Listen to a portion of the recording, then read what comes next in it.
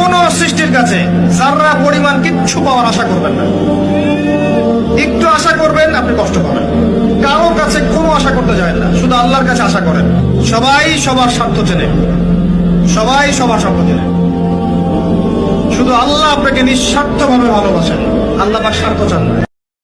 আল্লাহ, আপনি আমার গুনাহ মাফ করেন, ছোট গুনাহ, বড় গুনাহ, প্রকাশ্য গুনাহ, গোপন গুনাহ, ইচ্ছায় করেছে যে গুনাহ, অনিচ্ছায় করেছে যে গুনাহ, আল্লাহ সব গুনাহ আপনি মাফ করে দেন।